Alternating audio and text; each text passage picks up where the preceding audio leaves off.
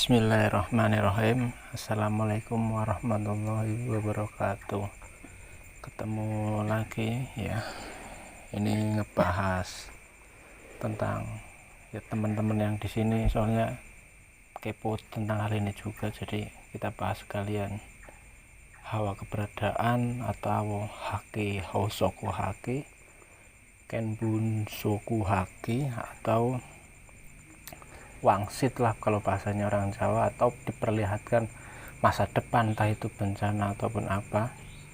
Terus bosoku haki untuk kekebalan ataupun kekuatan, biasanya itu dari pengguna biasanya pakainya itu kodam. Nanti jelasnya nanti ya, kita jelasin ini dulu yang mau kita bahas. Terus pembukaan mata ajna sendiri, lalu untuk mata dohir atau biasanya itu mata ajna itu kalau di tengah-tengah, dan itu kalau posisi mata ajna itu mata merem, mata dohir itu merem. Tapi kalau sebaliknya mata ajna itu melek, penglihatannya itu dari melek, itu udah terlihat. Nah, satunya lagi itu kebatinan atau bisa merasakan cakra di mana-mana lah. Tekniknya ini tuh teknik bisa menghilang juga bisa, nanti bahasnya nanti yang ini juga. Terus untuk satu lagi ini pembahasan tentang kodam ataupun orang ngomongnya itu, kalau teman-teman yang di sini ngomong itu Jinchuriki lah. Kalau di serial Naruto tuh Jinchuriki, entah itu Kuramanya, entah itu si pasir siapa itu namanya tuh. Itu kalau Jinchuriki itu kodam itu pakainya. Namun kalau dari yang kebatinan itu pengaktif kan, kalau bahasanya yang di sini itu Susanoo. Jadi nanti kita bahas semua ini yang ada di sini. Terus kalau di posisinya film Jujutsu Kaisen itu teknik dominan ataupun apa itu aku namanya itu, perubahan tempat lah pokoknya. Kalau sama kita lagi war itu pindah tempat, itu posisinya namanya teknik domino. Itu ada itu di serial filmnya. Makanya aku juga mau bahas ini. Waktu pertama kali aku nonton Luffy itu aku kaget juga, karena aku serialnya tuh nggak terlalu suka tadinya. Setelah aku ngeliat Luffy itu pas potong-potongan film Luffy terus keluarin hawa keberadaan ataupun haki, itu disitu aku jadi pingin tahu ngeliat serial siapa tuh film Luffy itu, One Piece itu.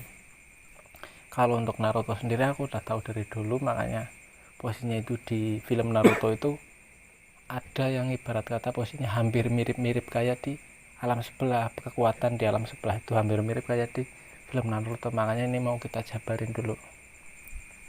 Kalau begitu kita mulai saja ya awal. Jadi pertama-tama kita baca dulu basmalah, bismillahirrahmanirrahim. Sekaligus kita minta syafaat kanjeng Nabi dulu. Bibarokati wal karomati sultanu auliya sayyidina Syekh Abdul Qadir Jailani wa bisyafaati nabiyina wa maulana Muhammadin sallallahu alaihi wasallam biidznillah wa ridallah. Ya Allah innaka ala kulli syai'in qadir. Bismillahirrahmanirrahim. Oke, kita langsung bahas haki hosaku haki atau hawa keberadaan. Jadi kalau di serial film Luffy itu, kalau hosoku haki itu biasanya ngeluarinya itu posisinya itu ketika terancam ataupun bahasanya untuk menggertak. Itu biasanya gitu kalau di hosoku haki sendiri di film Luffy.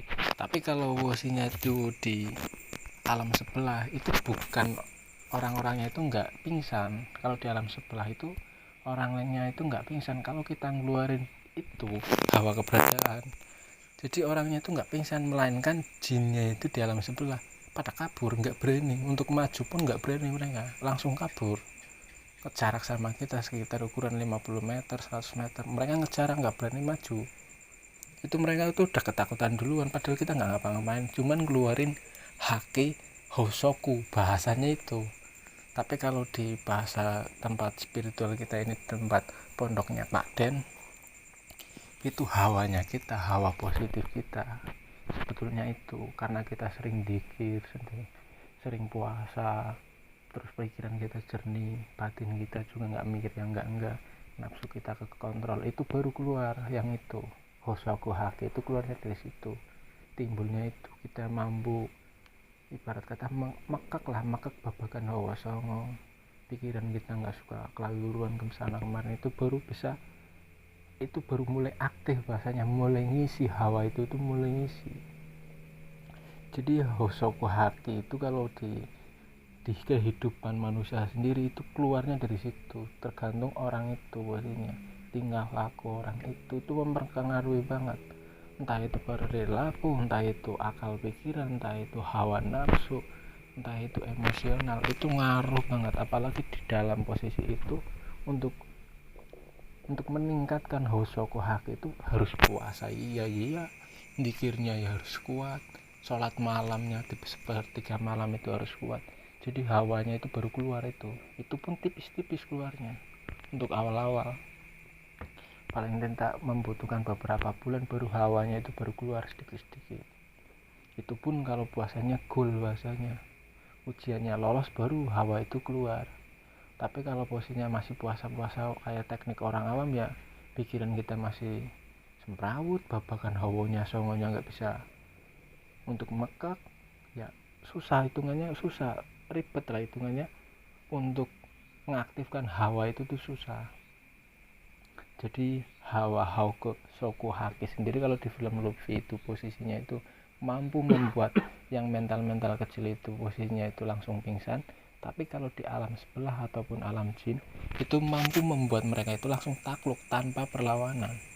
Mereka melihat kita langsung blek, itu mereka udah langsung takut. Perwujudan kita aja mereka udah takut, udah ketakutan. Ini nama hawanya kita yang kita keluarin posisinya. Jadi itu ya haki, hosoku haki kalau di alam kita sendiri, alam manusia. Dan untuk di dimensi sebelah ini gunanya bisa di dimensi sebelah, bukan di dimensi kehidupan manusia di sini. Ini bisanya dilakukan di alam sebelah, bukan alam kita ini sehari-hari, bukan. Jadi kita lanjut ya tentang yang Ken Busoku Haki. Kalau Ken Busoku Haki itu kalau di film Luffy sendiri kan itu bisa melihat masa depan ataupun bisa mencari tahu posisinya mau nembak kemana, arahnya pakai tembakan itu arahnya kemana itu udah tahu duluan. Itu Ken Busoku Haki kalau di film Luffy. Tapi kalau di alam manusia sendiri itu bisa mendapatkan itu bisa didapatkannya di alam manusia, tapi dengan cara tekniknya biasanya rata-rata orang lagi dikir. Ada sebagian bagi yang orang-orang yang pengguna rasa, khususnya kayak kejawen, itu biasanya dia nggak dikir tapi dengan kondisi lagi kayak meditasi yoga, titik ketenangan sambil baca mantranya, baru itu dapat wangsit. Kalau orang Jawa bilang itu namanya tuh wangsit. Diperlihatkan untuk jangka yang posisinya entah itu 1 tahun yang akan datang, entah itu 2 tahun, entah itu masa depan, itu diperlihatkan. Itu bahasanya orang Jawa itu wangsit. Kalau di posisinya Lutfi itu Ken Busoku Haki.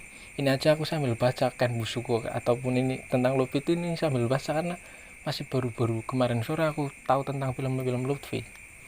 Nah kalau Busoku Haki sendiri belum terlalu jelas ya. Ken Busoku Haki dulu lah, kita jelasin perdalam. Ken Busoku Haki itu kalau khususnya di dalam posisi manusia sendiri, kalau mau mengaktifkan itu kita tuh harus bisa pikiran dan batin kita itu harus bisa nundukin dulu. Jadi dua-duanya itu kita harus bisa mengendalikan sebelum mendapatkan itu ataupun sebelum diberi wangsit ataupun diperlihatkan sesuatu tentang masa depan ataupun tentang hari esok ataupun yang orang-orang lain itu nggak bisa, itu kita itu bisa mampu di situ. Tapi dengan cara yaitu tekniknya ya kayak yang tadi, sama kayak yang tadi, tekniknya sama, tapi di sini ada tambahan. Antara posisi kita lagi mental, kita itu pusatin merem mata tapi fokusnya ke keluarnya oksigen ataupun napas dari hidung, diem, terus batin kita fokusin. Jadi dua ini agar nyatu, agar connect ke atas posisinya. Kalau dari ibarat kata posisinya yang diajarin bapak di sini itu dikirnya itu Allah Allah Allah. Kalau posisinya di tekniknya orang-orang yang pakai dari jalur kejawen ataupun ilmu Jawa itu ada mantranya sendiri, ada bacaannya sendiri itu kayak gitu. Jadi kalau ketika udah posisinya pikiran sama kebatinan itu udah nyambung dek, terus udah langsung pusat ke atas. Nah itu nanti kita itu diperlihatkan sendiri, bukan kita yang mampu ngelihat itu. Enggak, kita itu cuma diperlihatkan, nggak bisa melihat masa depan itu. Enggak, makanya kebanyakan orang mengatakan melihat masa depan itu. Enggak, tapi diperlihatkan, sebetulnya diperlihatkan ataupun diberi wangsit. Jadi seperti itu ya, Ken Bunsoku Haki namanya ya, diperlihatkan masa depan ataupun wangsit. Tekniknya itu intinya akal gitu udah bisa turun, udah bisa, kita itu bisa mekek banget, batin kita udah bisa mekek, kontrol diri kita gitu udah penuh, duduknya udah bisa tenang, udah enak, baru aja itu. Baru biasanya kayak gitu ada gurunya. Tapi kalau nggak ada gurunya rata-rata gila lah, rata-rata orangnya gila. Untuk posisi ini tuh rata-rata kalau mau masuk ke teknik ini rata-rata tuh kalau nggak gila ya karena belajar sendiri. Biasanya yang mimpin itu jin. Kalaupun bisa itu dia akan jalurnya ke dukun-dukunan, lebih ke dukun bahasanya, jadinya itu lebih ke dukun, untuk terawangan lah, untuk inilah, untuk itu bermula dari situ. Bukan kita itu diperlihatkan, melainkan diperlihatkan oleh si kodam sendiri yang memperlihatkan. Nanti kita akan bahas kodam itu kayak gimana nanti ya. Jadi ini kita bahas yang ini Ken Bunsoku Haki. Lalu lanjut kita Bunsoku Haki ataupun teknik untuk kekebalan. Bunsoku Haki sendiri kalau di Luffy itu yang biasanya keluar item-item itu yang keras, ataupun si manusia ikan itu hitam-hitam juga, ada yang di kepala, ada yang di tangan, kayak si siapa tuh Suru itu Asuru ya, Asuru itu di tangan itu hitam, itu buat kekebalan. Itu kalau di film Luffy.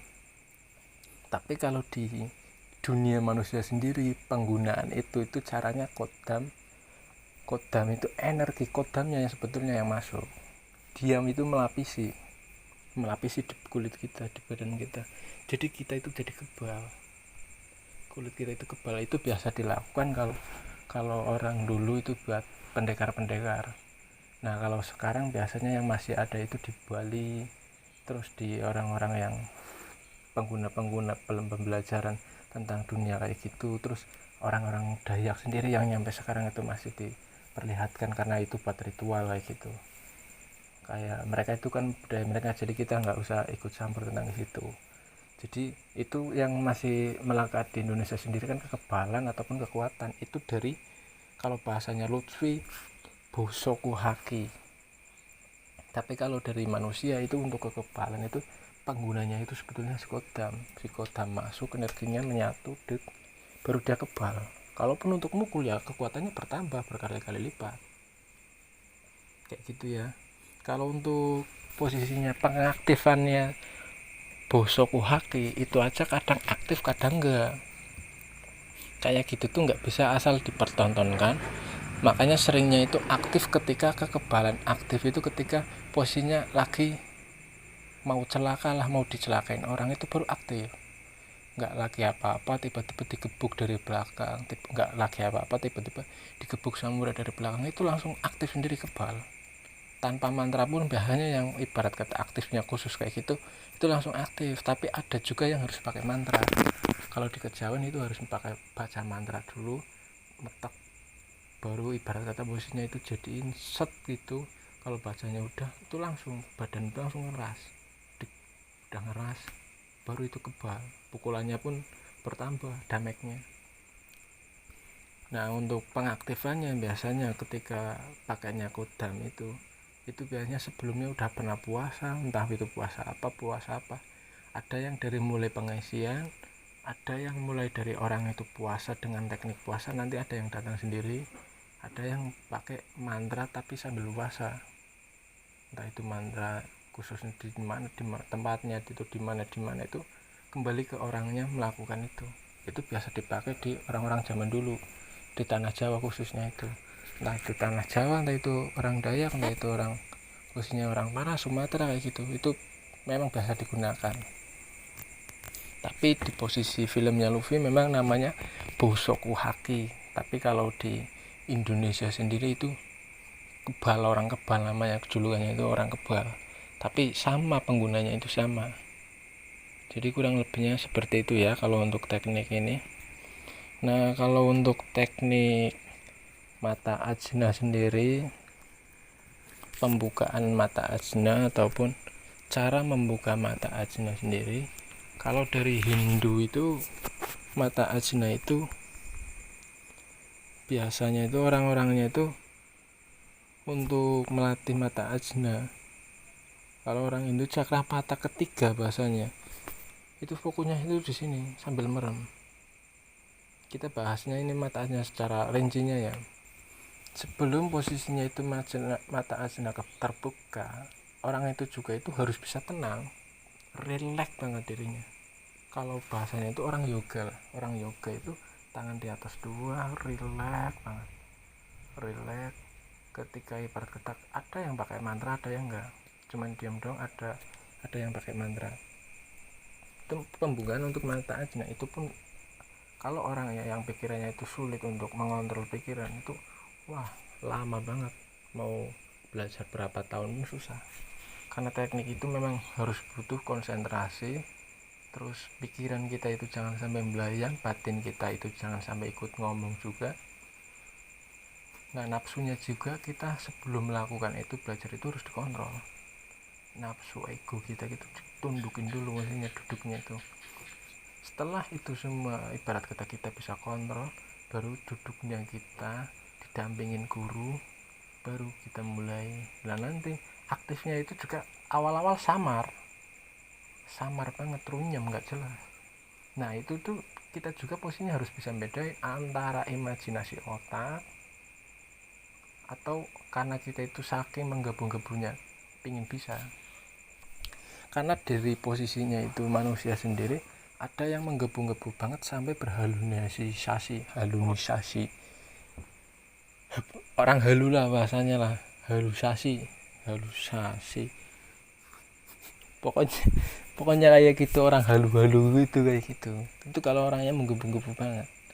Nah, kalau orang yang pikirannya itu belum bisa ditundukin ataupun mengelola cara berpikirnya, itu juga akan membuat halu-halu itu, pikiran yang belayang ke sana, ketika duduk yang ada halu, karena pikirannya belum bisa nunduk, belum bisa dudukin, itu kayak gitu.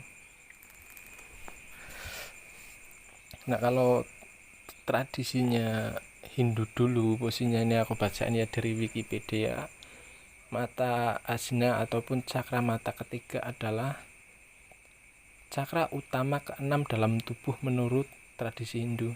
Ini adalah bagian otak dapat dibuat lebih melalui meditasi, yoga, praktik spiritual lainnya.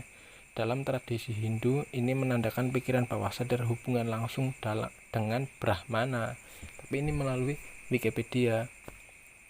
Nah, kalau menurut Islam sendiri, waktu aku diajarin ini itu nggak diajarin ini posisinya itu untuk bisa tahu kebuka ini tuh waktu aku di sini itu di tempat bapak di Padepokan Singuluhural Kodiri ini, di tempat Pak Den sendiri. Pak Den itu nggak ngajarin ini, Pak Den nggak pernah ngajarin kayak gini, cuman itu memang aktif sendiri ketika kita posisinya berpusat ke atas.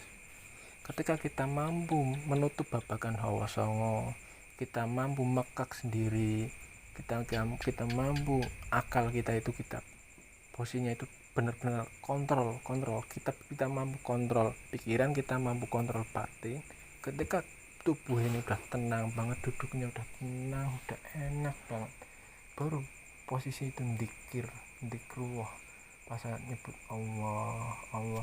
Nah, ketika itu baru ini buka pikiran sama batin, itu udah connect.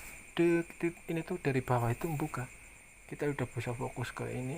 Nanti kita dari atas sama atas itu naik ketemu di sini, baru kebuka di sini. Ini kebuka mata ajna di sini, itu buka, itu mata kita merem karena mata ajna itu di sini, mata kita merem. Nah, baru kebuka itu mata ajna. Itu kalau dari teknik posisinya perjalanan aku sendiri, yang posisinya itu papa untuk fokus ke Allah aja tiba-tiba kebuka sendiri. Aku juga ngalamin itu juga, aku cerita ke papa, ya kayak gitu, itu gangguan, kata papa, nggak usah diurusin. Ya udah nggak diurusin sampai sekarang. Itu aja aku jarang banget kayak gitu untuk nyari tahu tentang dunia jin itu aku jarang, karena memang nggak minat di dunia kayak gini. Makanya ini banyak orang yang menggebu-gebu mengajar tentang dunia ini, pingin melihat dunia jin, pingin ini pingin itu. Banyak orang pingin kayak gitu, padahal aku sendiri malah nggak ada keinginan untuk itu. Dari awal aku kesini tuh nggak ada keinginan untuk itu, malahan aku yang nggak ada yang untuk keinginan itu kebuka sendiri, dan malah jarang banget aku gunainnya. malas gunain kayak gitu. Jadi kita lanjut ya, mata ajna, terus ini mata dohir. Mata dohir itu mata melek kayak gini. Ini mata dohir itu ini mata kita, full mata kita. Jadi keadaan melek kayak gini tuh kita tuh mampu melihat, mampu melihat. Nah, kalau mata dohir sendiri, atau bahasanya di anak-anak teman-teman aku sendiri di sini itu bahasanya itu saringan. Mata dohir itu adalah saringan, tanpa menutup mata, melihat dengan mata telanjang seperti ini. Itu namanya itu kalau di sini itu saringan, karena memang sama di film serialnya Naruto. Kalau mata ajna kan kita merem, kalau ini enggak, mata dohir, makanya julukannya saringan, karena kemampuan khusus saringan itu. Nah, saringan sendiri aktif biasanya melalui itu yang aku katakan tadi. Awal-awal tahapnya sama seperti itu. Namun di sini perbedaannya, kita harus posisinya fokusnya, kalau kejawen dulu rata-rata melihat matahari muncul dari bawah. Tapi itu harus di pegunungan posisinya. Munculnya itu kita harus ngelihat, beneran ngelihat. Muncul nyampe naik itu tuh kita plototin, nyampe mata kita tuh pedesnya minta ampun. Sampai mata tuh ngeluarin air mata tuh terus-terusan. Itu lama posisinya belajar kayak gitu, karena kemampuan mata dohir sendiri itu memang lama untuk melihat itu lama, aktifnya lama. Apalagi itu berkesinambungan langsung, ibaratnya berjalan ke posisinya yang teknik babakan hawa songo itu kita harus bisa menundukkan dulu, baru itu aktif. Ketika kita cuman akal-akalan pengen lihat tapi kita belum mampu mengendalikan diri ataupun menutup babakan hawa songo, itu yang ada yang main itu jin sebelah itu yang main. Jadi dia itu yang menyamarkan mata kita, membuat kita bisa melihat. Makanya ada orang indigo, makanya ada orang yang baru hitungannya umur 3 tahun 5 tahun udah bisa ngelihat jin. Tapi ada juga yang baru nikah tiba-tiba ngelihat jin. Ada juga yang tiba-tiba ketika neneknya meninggal tiba-tiba bisa ngelihat jin. Itu tuh faktornya itu kodamnya itu, jinnya itu. Entah itu jin tinggalan kakek, entah itu jin tinggalan orang tua meninggal, kakek meninggal, dia ngikut kita, tapi kita nggak kerasa posisinya. Nah, posisi kita nggak kerasa itu karena diri kita itu ada sedikit, bahasanya itu tempat kerak lah di badan kita, ada rumah yang bisa dimasukin oleh mereka. Ketika kita dalam keadaan sedih yang berlebihan, mereka itu gampang masuk. Nah di situ langsung masuk ke rumahnya, karena kita udah, ibarat kata pikiran kita gampang kosong ataupun lagi dalam kesedihan, itu masuknya itu mudah. Itu orang-orang yang kayak gitu. Apalagi orang-orang yang sukanya itu berhalusinasi, susah kalau ngomong halu itu, pokoknya halu, kita singkat saja halu. Kalau orang yang halu itu mudah banget dimasukin, karena orang-orang halu itu karena mereka itu saking pedenya lah orang-orang halu. Makanya itu orang halu itu malah bikin cepet, tapi bikin cepet juga gila, karena kalau nggak didampingin bener gila serius. Kalau orang-orang yang halu itu bahayanya di situ, belajar terus tidak didampingin guru itu, apalagi orangnya kepedean dan suka halu, udah cepet gila jalurnya. Itu jin juga sukanya minta ampun itu kalau orang-orang yang gitu. Jadi itu mata saringan itu memang kemampuan khusus untuk melihat posisinya jin-jin yang secara dohir kayak gini. Nah, untuk melihat jin, kalaupun ke alam jin itu ada levelnya masing-masing. Posisinya ada yang cuma ngelihat jinnya doang, nggak bisa melihat alamnya. Ada posisinya tuh bisa ngeliat, oh di situ ada jin, tapi nggak bisa melihat langsung alam sebelahnya, langsung belak banget, itu enggak. Ini perbedaan level. Saringan sendiri ada level-levelnya. Semakin orang itu peka, semakin orang itu melatih terus mata saringannya, itu semakin peka, penglihatannya pun tajam banget.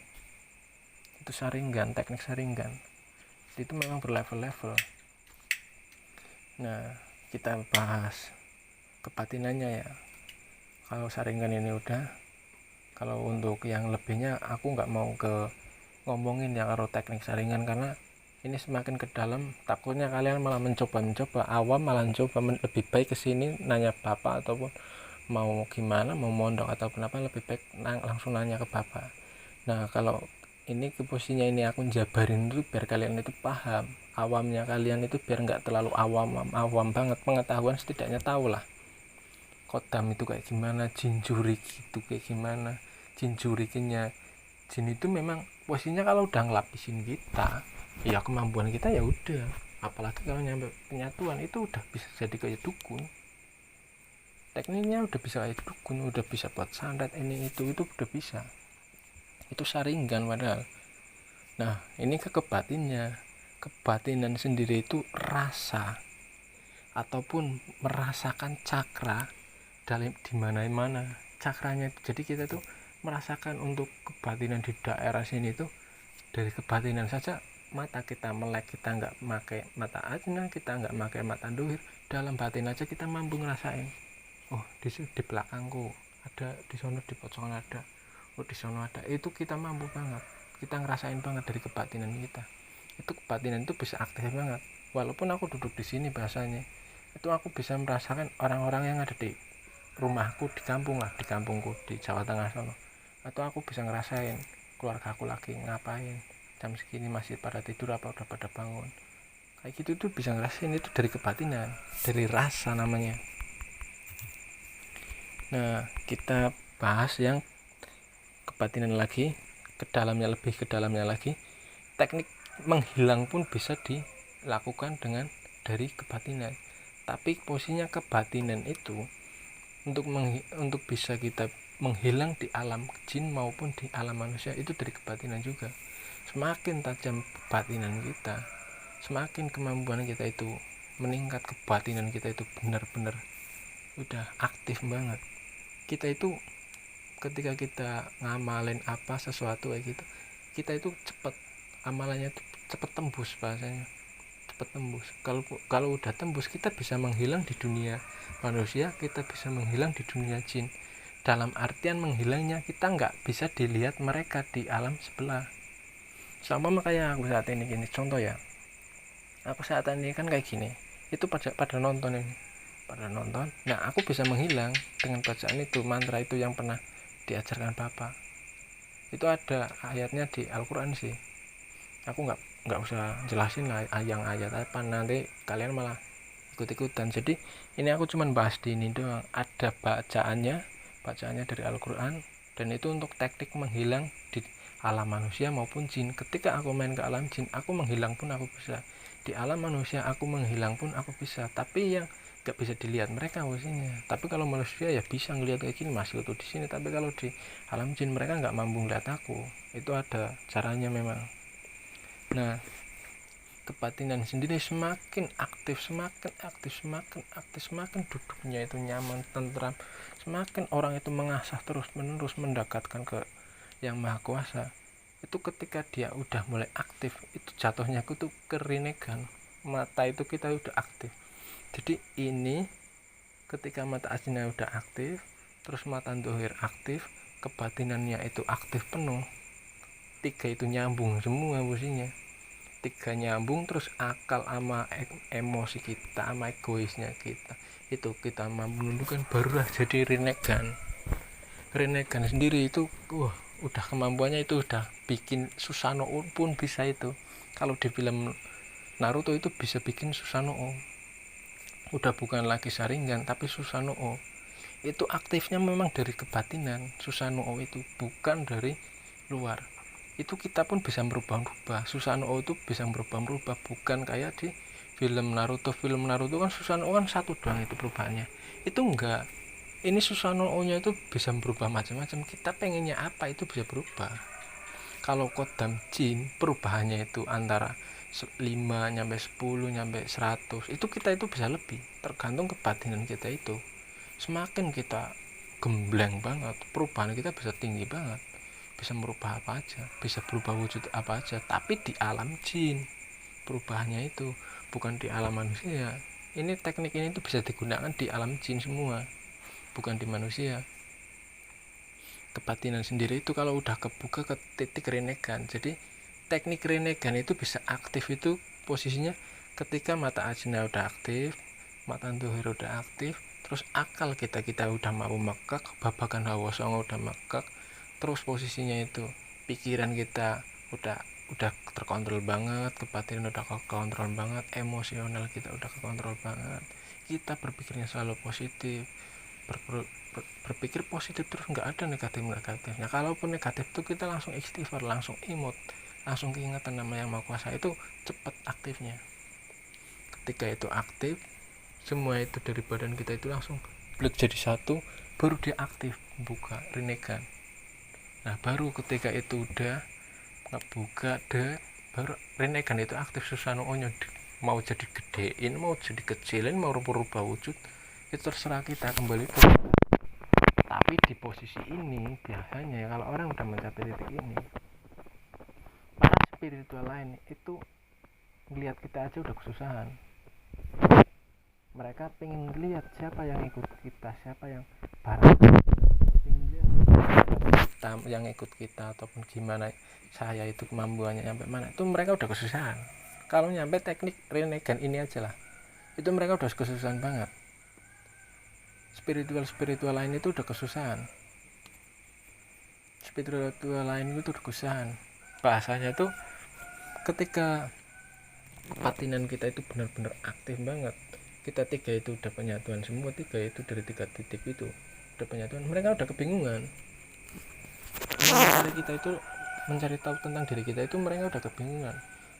Siapa yang bersama kita, siapa yang ibarat kata bantuin kita, mereka itu udah kebingungan posisinya. Jadi itu teknik renegan. Nah untuk raga sukma sendiri posisinya aktif ketika itu renegan udah jadi. Walaupun renegan udah jadi, bisa raga sukma ataupun berpindah tempat. Nah untuk bikin teleportasi di dunia jin sendiri itu masuknya ke ranah renegan juga posisinya. Masuk ke posisinya renegan itu ketika kita mampu posisi bikin teleportasi, itu teleportasi alam jin. Sama aku mau ke luar negeri malam ini, itu aku pakainya itu kebatinan yang aktif, baru aku buka gerbang, bahasanya teleportasi, ada gerbangnya nanti, entah itu kita bikinnya bulat ataupun apa. Telepati, nah telepati pun sama, jadi kita itu bikin dulu, enggak asal serta merta itu enggak. Telepati pun kita sama.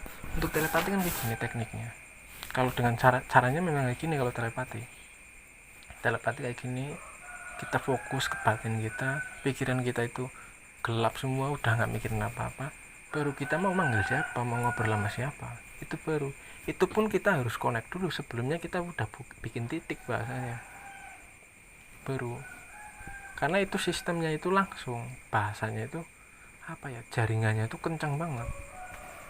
Itu kalau harus posisi itu harus peka banget, udah kebatinannya udah tinggi, setidaknya ya udah sering puasa lah, udah makaknya itu di dalam dirinya itu udah aktif banget, baru aktif. Kalau untuk raga sukma sendiri itu tergantung ke orangnya. Aku mau menjelasin raga sukmanya nanti yang ada kalian malah ngikut-ngikut, gak usah lah ya. Raga sukma ataupun kontemplasi ini, pikiran kalian malah kepikirannya kesana malah pengen keluar negeri atau pengen itu, bisa sih. Kalau raga sukma untuk keluar negeri ini itu melihat secara dohir ini itu bisa, tapi gak usah belajar terlalu dalam ya kalau raga sukma ini, karena pikirannya kalian nanti pinginnya kesana itu malah lebih kacau rasanya. Lebih baik udah sini aja. Nah kita bahas ke Kodam Jin Curiki sendiri. Naruto lah yang kita contohkan. Naruto dulu kan waktu masih kecil itu kan ekor kan masih satu, terus 2, 3, 4, 5, 6, 7, 8, 9 sampai 10-nya itu ibarat kata posisinya perubahan bentuk wujud, terus Naruto-nya dikuasai penuh. Nah kalau di posisinya itu di manusia, jin itu masuk, kita nggak bisa kontrol, gila itu. Kalau Naruto itu 10 ekornya itu nggak masuk, itu gila ataupun dikuasai penuh. Nah kalau di posisi manusia itu gila orangnya, stres. Itu biasanya orang yang menggebu-gebu itu jatuhnya kayak gitu. Nah kita bahasnya nggak susah terlalu dalam juga, posisinya kita bahas luarnya saja, karena kodam sendiri ataupun Jinchuuriki sendiri bisa dilakukan dengan cara pengisian orang puasa itu karena posisinya itu membuat lapar dirinya dan melek tengah wengi, itu mampu bahasanya itu hawanya itu dilihat sama dunia jin itu melihat itu, wah aku mau masuk karena suka sama orangnya itu masuk, mereka ikut. Itu berdasarkan mereka yang suka, bukan kita ngisi itu, tapi kita puasa, kita tirakat, jadi mereka suka baru mereka masuk. Itu kalau kodam. Kalau dari posisinya Jinchuuriki si film Naruto sendiri itu kan harus disegel dulu, dibuat, terus dibikinin apa tuh Jin itu apa tuh sandi atau apa tuh muter-muter, itu gue bingung itu si Naruto itu posisinya itu kayak gitu. Tapi kalau di manusia kalau mau bikin itu ataupun pengisian lewat jalur kayak gitu, itu biasanya kalau para dukun minyak ditempelin, dikasihin ke batunya itu batu entah itu mustika entah itu keris, dilapisin minyak dulu, minyak khusus dari dukunnya biasanya. Habis kayak gitu baru di pengisian energi wadah. Jadi di posisinya di dalamnya itu dibikinin tempat, baru jinnya itu ditarik, dimasukin kodamnya ke situ. Itu kayak gitu tekniknya itu kalau posisinya ke barang. Tapi kalau ke manusia itu ada yang melalui, kalau pengisian ada yang melalui dari mandi, entah itu makan pisang, entah itu makan gotri, itu bisa buat kekebalan juga posisinya. Karena kodamnya sendiri itu tergantung, mau terlihat cantik, mau kuat, mau kebal, mau itu posisinya apa tuh, emang serba banyak lah hitungannya. Dari teknik jin sendiri mau buat pesugihan itu ada juga dari kodam. Kalau manusia kan kodam itu udah ya. Kalau kodam Jinchuuriki sendiri udah apa kita bahas ke dalamnya sedikit aja ya, bahas ke dalamnya.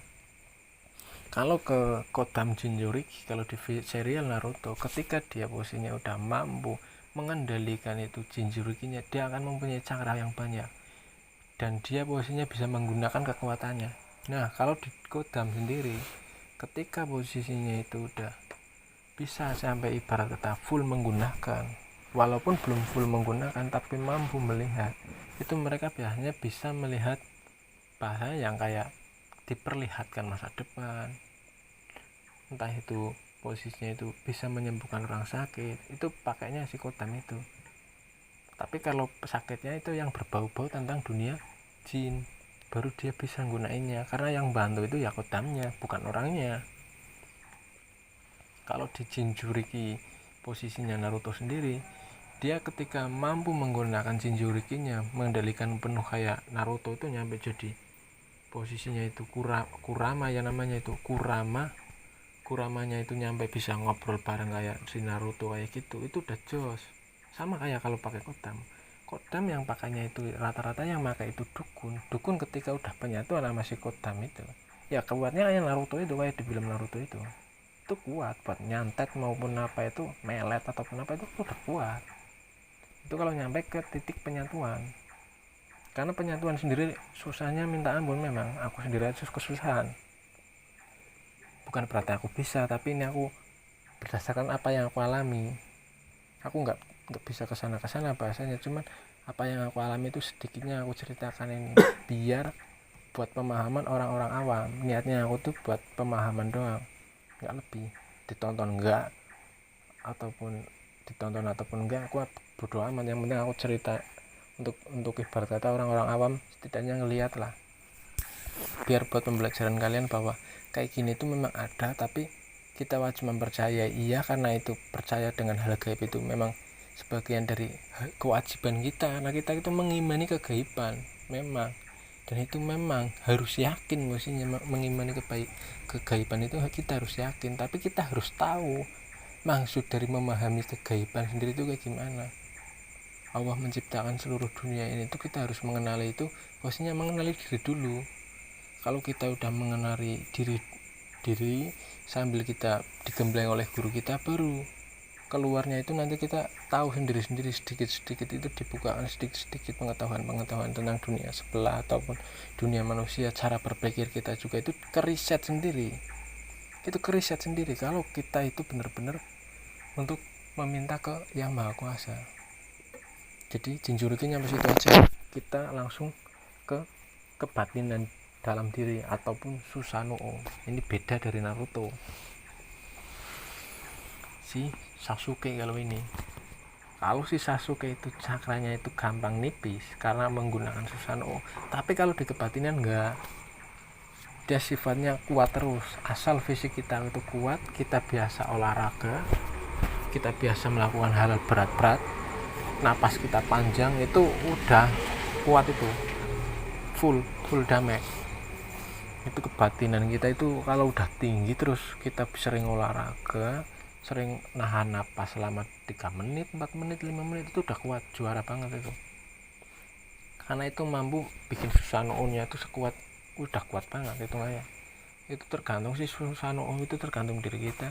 Tapi kalau kebatinan kita masih belum tinggi, terus mau bangkitin Susanoo ya susah. Karena kebatinan itu yang aku ceritakan tadi itu paling ribet. Di antara kodam Jinchuuriki itu pakai kebatinan itu bisa full. Jadi kita tuh bisa merubah kayak Jinchuuriki, kita bisa merubah apapun. Kalau kebatinan kita udah betul-betul aktif, itu udah bebas.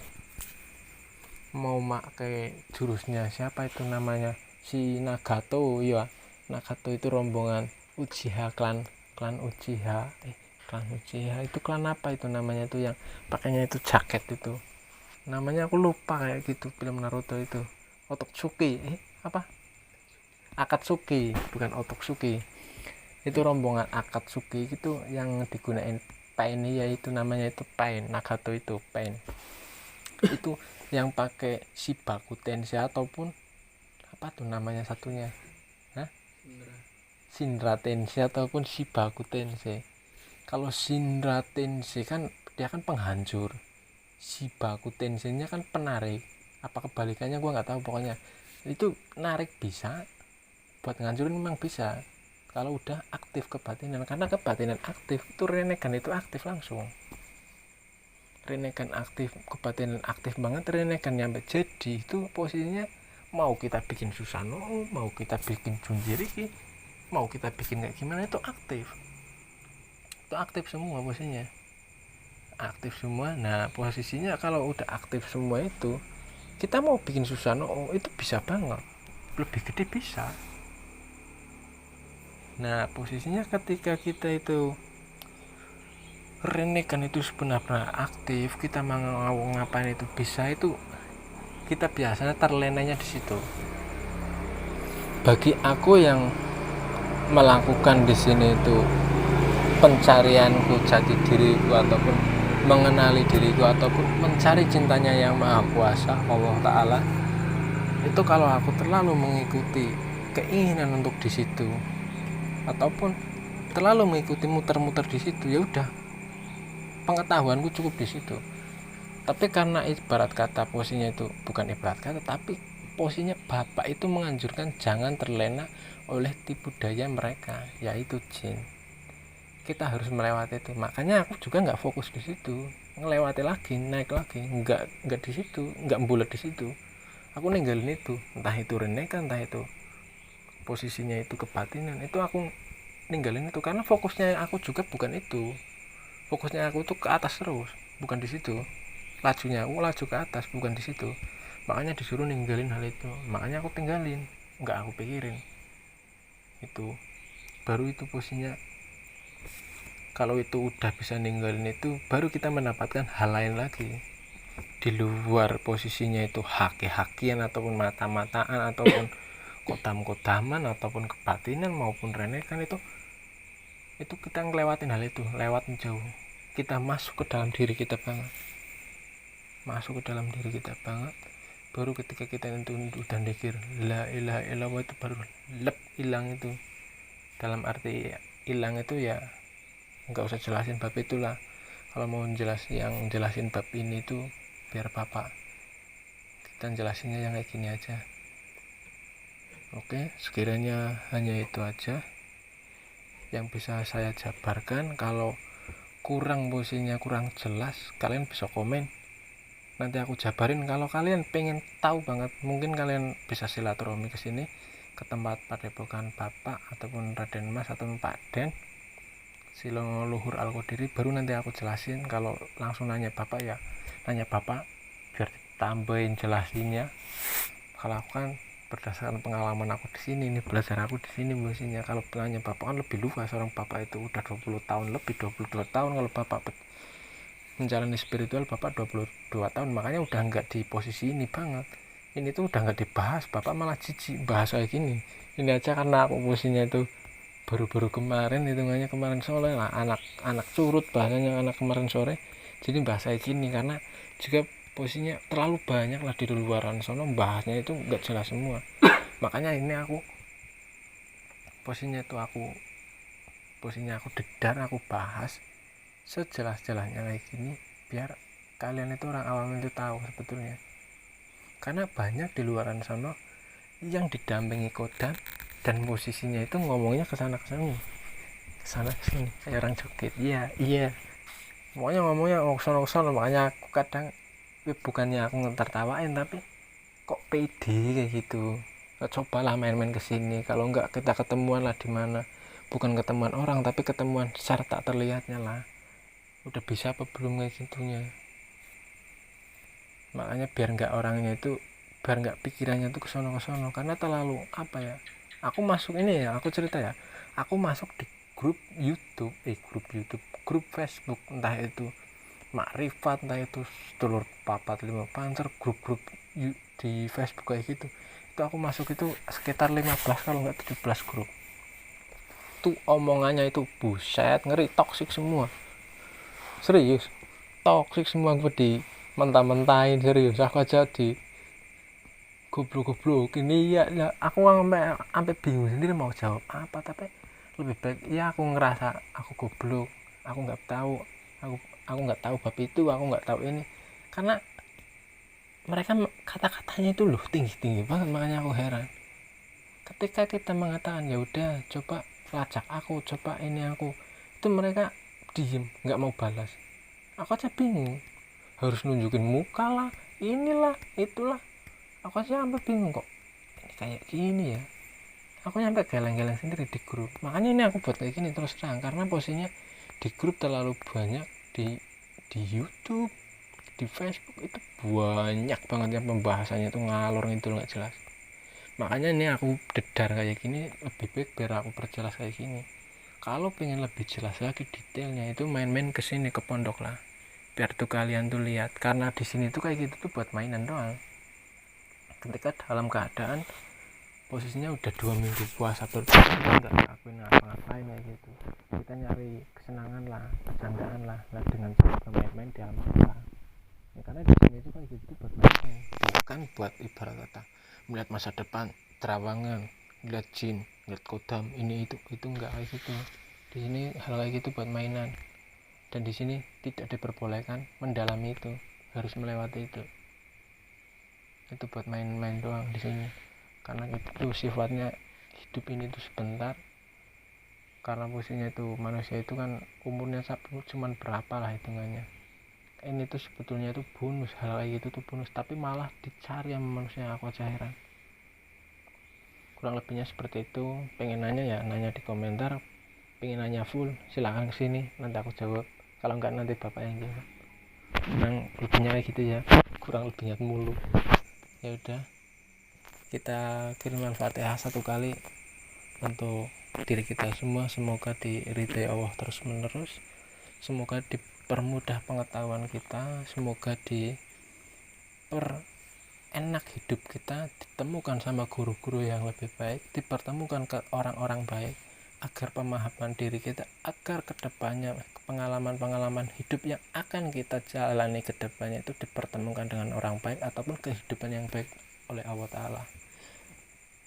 Kita akhiri, assalamualaikum, dan kita tutup dengan al-fatihah bersama untuk diri kita, untuk seluruh negeri dunia ini ataupun bumi ini, dan untuk khususnya para ulama-ulama di seluruh dunia.